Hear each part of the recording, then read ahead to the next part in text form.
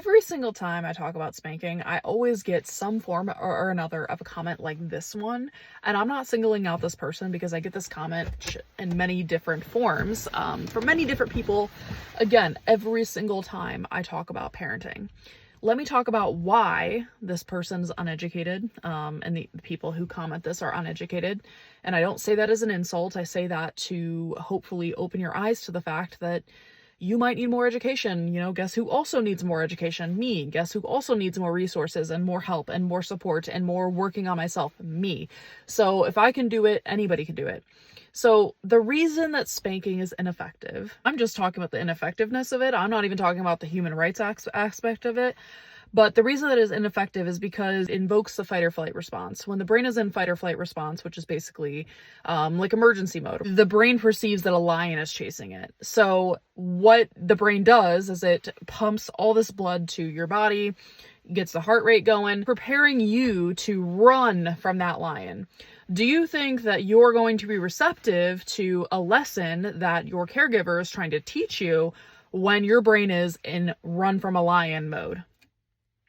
No. So the reason that spanking is ineffective is because it only invokes a child's fear response, right? Which temporarily stops the behavior, but it does not actually correct the behavior. So what does correct the behavior?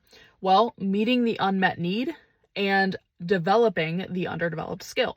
Children are not born into this world knowing how to regulate their nervous system, knowing how to control their impulses.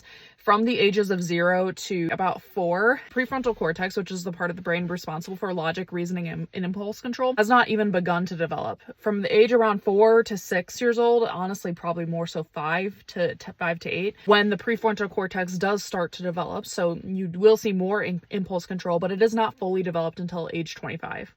So when we are placing all these unrealistic expectations upon kids that they should just behave without us having to do the hard work of working on ourselves, working on our own beliefs that children should just shut up and behave, when that's been scientifically disproven again and again and again and again, is just flawed. And for you to let go of that belief system, I understand is hard, okay? I grew up in a very authoritarian household with the parenting styles that you're recommending. And believe me when I say it turned out to be a disaster. None of my siblings know how to regulate their nervous system, control their emotions, etc. And I only know how to do that, and I'm still learning, frankly, but I only know that because I did the work on myself and I chose to do the work on myself. But I am an exception of somebody who chooses to do that, not the rule. So very, very frustrating, but I also understand where these people are coming from. I would just encourage you and invite you into a space of more education, thinking through the